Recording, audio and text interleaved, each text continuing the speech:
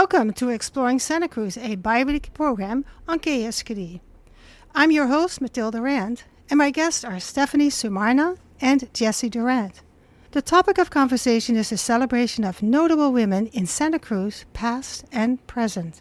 Jessie Durant is the archive specialist at the Santa Cruz Museum of Art and History, and she's honored to preserve and document the rich history of the county and share stories of the people, places, and events that have shaped the area.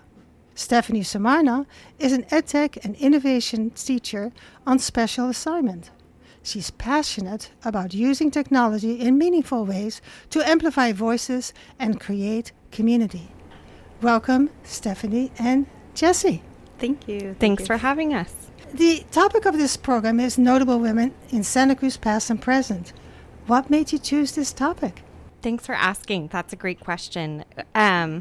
Jessie and I are friends outside of this project, and we noticed last year in March for Women's History Month that there was an opportunity in Santa Cruz for us to do more to really celebrate and recognize the women in our community who have made an impact.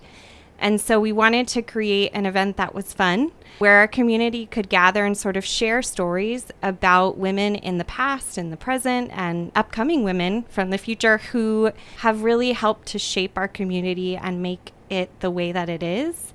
We know that a lot of these stories can sometimes be hard to find. And so we also wanted to make sure that there was an opportunity for our community to contribute their own stories and to come together and really celebrate. Now, who's on your team and what roles do the members play? So there's myself, and I work for the County Office of Education, and I'm really helping to sort of coordinate and meeting note taker, I don't know, planning the agendas, making sure that we're on task and moving towards our goal. And Jessie, as the archivist for the Museum of Art and History and also the Boardwalk, really helps to bring the lens of who are women from the past that we might not have heard of before. I know a lot of our meetings when Jessie is sharing women from the list that we'll talk about in just a little bit, my mind is open to women that I didn't know about before. And then we're also lucky enough to be joined by Tawny Henningsen from the MA, who's their event coordinator. And so she helps us with the event logistics. And we have Jamie Garfield from Lookout Santa Cruz. So if Jessie helps us with women from the past, Jamie really helps us with the lens of women in Santa Cruz now who are making an impact on our community. And I neglected to mention in the beginning that part of what we're doing is we're going to be playing a board game called Herstory at the event that we're planning. And so our friend Shannon Sullivan from Trick or Treat Studios, which is located in Santa Cruz, really helps us with advising in terms of board game. We'll be able to guide the gameplay at the event. You have a team of at least 4 women. We understand that you created a list of more than 36 women, and we're not going to talk about all of them today. But how did you put that list together? I went through the archives at the MA and picked out stories that we have recorded and people that are represented in our collections and started the list that way and recorded their birth dates, death dates, and the things that made them unique and the ways that they contributed to the community.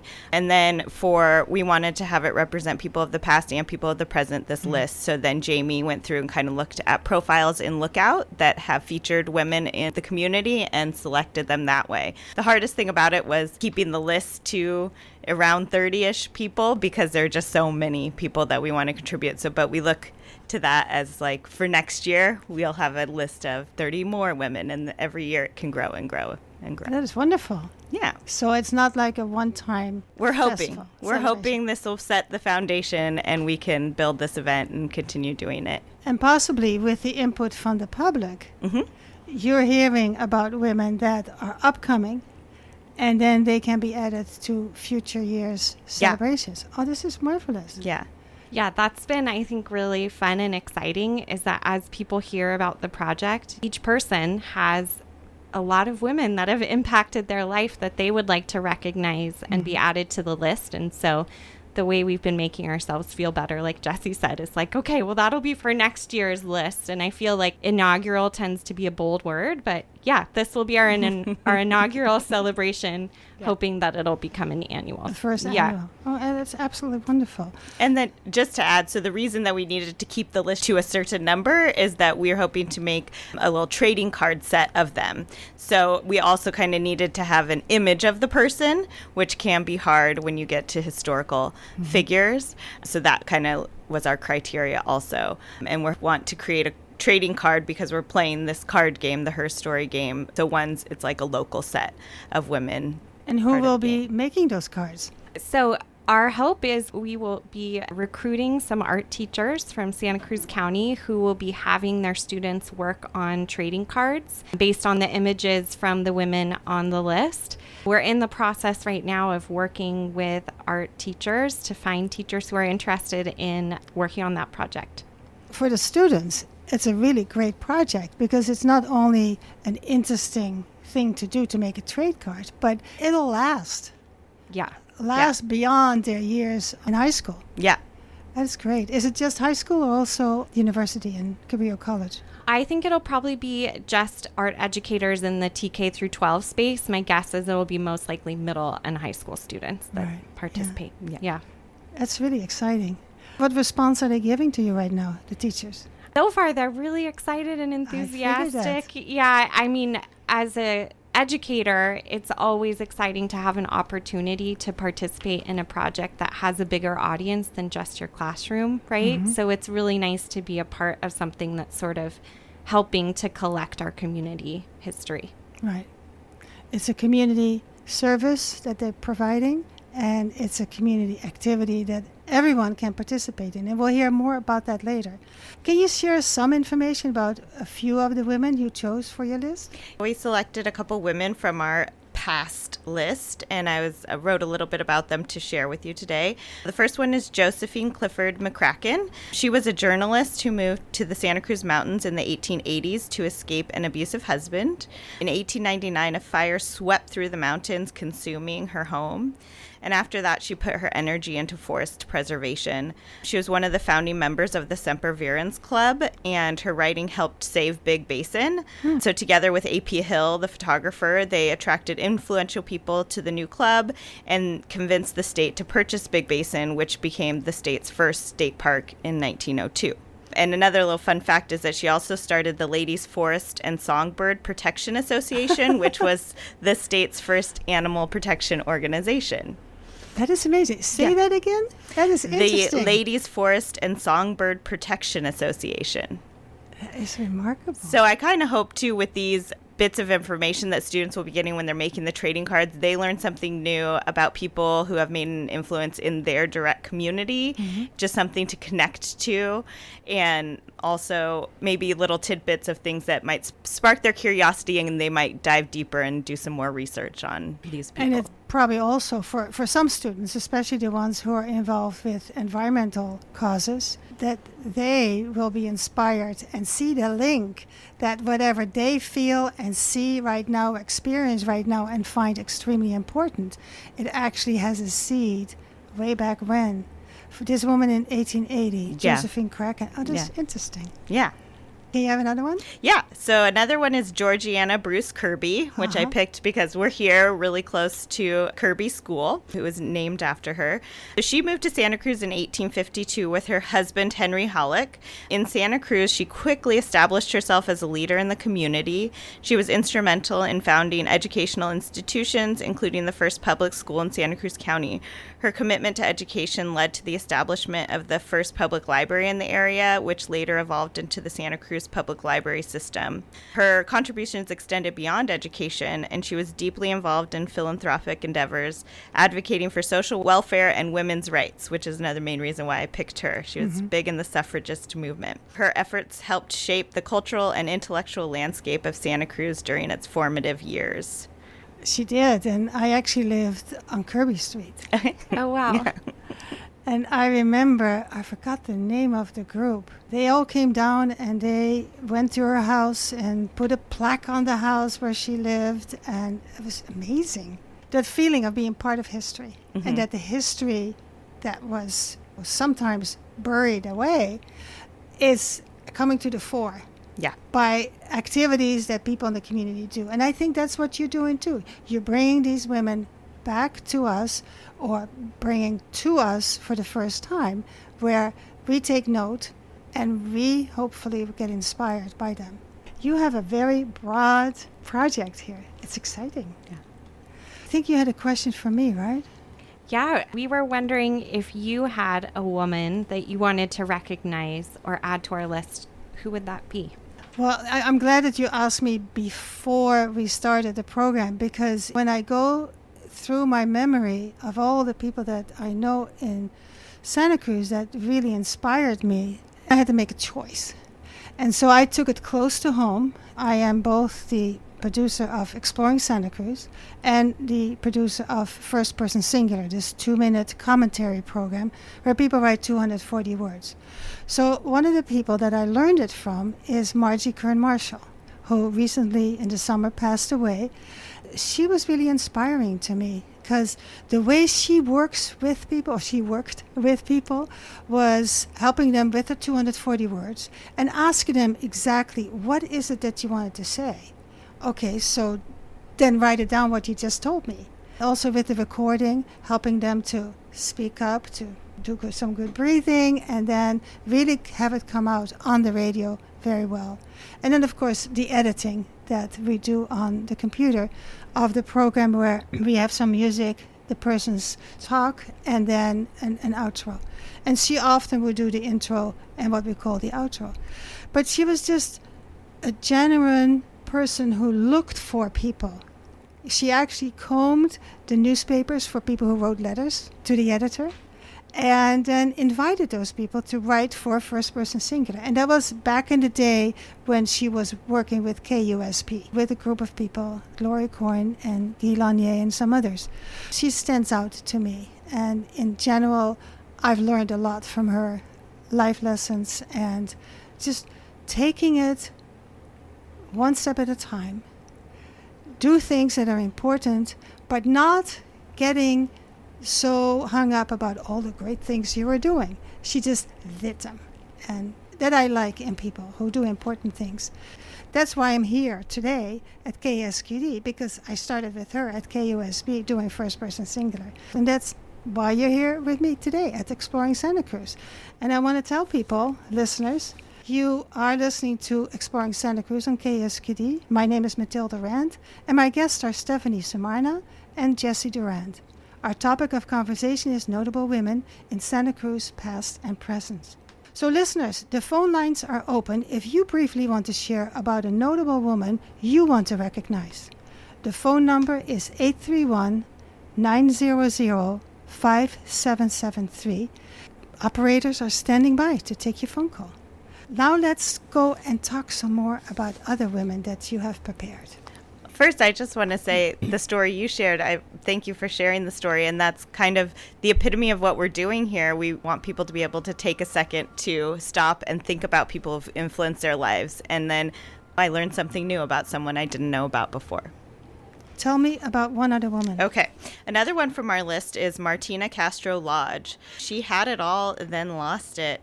Castro and her family prospered during the Rancho era. She was a Californio and the largest landowner in Santa Cruz County. But things change. First, Castro's husband, Mike Lodge, died in the California goldfields. Then 3 of her children died of typhoid fever. When California became a U.S. state in 1850, the government forced Californians to prove their land titles in court. Castro fell prey to changing laws and unscrupulous men. Her second husband persuaded her to sell off her rancho lands, and then he left her. Her sons-in-laws pushed her to divide her land. Martina Castro Lodge, once the largest landowner in Santa Cruz, spent her final days in an insane asylum in Stockton, and she died in 1890. So there are stories that are happy sad. And stories that are sad, and just kind of shows the struggles that women have been faced with over centuries. Well, let's see if this caller has a happy or sad story. Okay, caller, you're on the air. Who are you speaking to?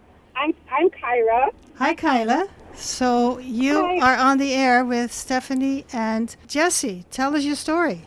I have a happy story. So I wanted to talk about Santa Cruz woman who's had a really big influence on my life, and her name is Clara Miner, and she's been teaching self-defense and fitness classes all over, but mostly in Santa Cruz since 1985.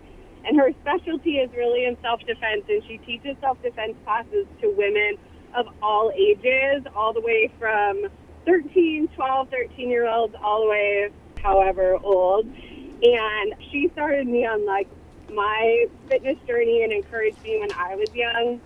And she's had just a massive impact on the Santa Cruz fitness community and self-defense community and martial arts community.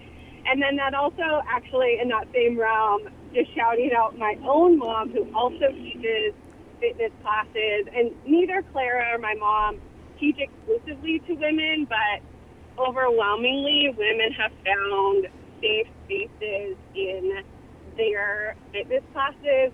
And I just think that that's so special and so important. And both of them have had a huge impact on my life and in Santa Cruz. Wonderful. Thank you so much for sharing that story. We need more of those. Now, talking about we need more of those, you are wanting people to do this, and not only today and not only on the radio. You want people to go to a link and share their story. Tell us about that. Yeah, we know that Women's History Month isn't until March, so you have some time, right? But we would like to collect stories, just like Mathilde shared, stories like what Jessie is sharing from our list, from people like you, of a woman or women who have impacted your life in some way. They can be from Santa Cruz County, or they can be from outside of Santa Cruz County. We are collecting those stories on a digital tool. It's kind of like a virtual bulletin board called a Padlet. And you can visit that at sccoe.link/share your story. There's instructions there for how to post. You can share a written story, you could share a photograph, you could record your voice. But I think one of the really cool things about that is that the MA has agreed that those will become a part of our public collection. So we are literally helping to write our shared history. And they'll also be on display at our event, which is happening on March 28th at the MA. March 28th from what time to what time? Yes, thank you. From 5:30 to 8 p.m. at the So MA. that everyone can come. Yeah. Also Yes. people that are working. Oh, that's fantastic. So again, the link is sccoe.link, L-I-N-K, /share your story, one word, SHAREYOURSTORY. Listeners, you can also reach our guest, Stephanie, by going, can you tell me your email address? Yeah, so my email address is S, like it's Sam, Sumarna, SUMARNA, at santacruzcoe.org. You can reach me there via email, or you can also call me on the phone. My phone number is 831-466-5810. This is Jessie. My email is Jessie, JESSIE, at santacruzmah.org. And email is the best way to reach me. Tell us a little bit more about the final person that you Okay. brought to us. The fourth person I have from our list is Ascension Solorzano de Cervantes. She was the last member of the Amamutsan tribe who was an expert on traditional ways of medicine. People traveled miles to benefit from her healing knowledge. Cervantes' house became a gathering place for indigenous people coming from the missions and played a huge part in preserving the Amamutsan history and traditions. In 1929, when she was in her 80s, she wanted to share more of what she knew before it was too late. And John Peabody Harrington, a Smithsonian linguist who spent his life recording native languages and customs, heard about her and knew he had to visit her soon. So for many months before her death, they got together and she shared her medicinal knowledge with Harrington. And now currently the Amamutsan tribe and the UC Santa Cruz Arboretum are collecting and cultivating more than 100 plants that Cervantes described to Harrington to make native plant gardens around the area to help with relearning traditional ways. Fun fact, my first job as a teacher was at Ascension Solorzano Middle School. I Oh, didn't know that interesting. story. Yeah. We have the caller back. So, caller, are you there? What's your name? Hi, I'm here. My name is Elise. Go ahead. What do you want to tell us? I came to Santa Cruz 20 years ago to go to college, and in my time there, I worked at the Arboretum, and I want to call out my manager and boss there, Susie Bauer, who is a longtime Santa Cruz resident. She worked running the office at the Arboretum for many, many years, and she was a great mentor to me in my career, which then led me to be able to stay in Santa Cruz. And she has been a volunteer in the community. She volunteers at the Santa Cruz SPCA. She's an animal lover. She was a great advocate for students and a huge advocate for the Arboretum, which is such an important and impressive part of Santa Cruz, and we're so lucky that we have it here. That's amazing. Elise, I think I might have missed what your supervisor's name was. Can you say it one more time? Susie Bauer. Thank you. Are you going to send it in on the link? I'll have to submit it. Yeah. Please do. submit it, because I think that's And important. thank you for what you're doing. It's a great Project. It's a great thing for all of us here in Santa Cruz. Thank you. We're all going to learn together, right? We only have a few moments left. Repeat again how people can participate in this. Yeah, thanks. So to participate, you're going to visit the short link, which is sccoe.link/share your story, one word, all lowercase, ShareYourStory. That's the first way to participate, right? Is to share a story.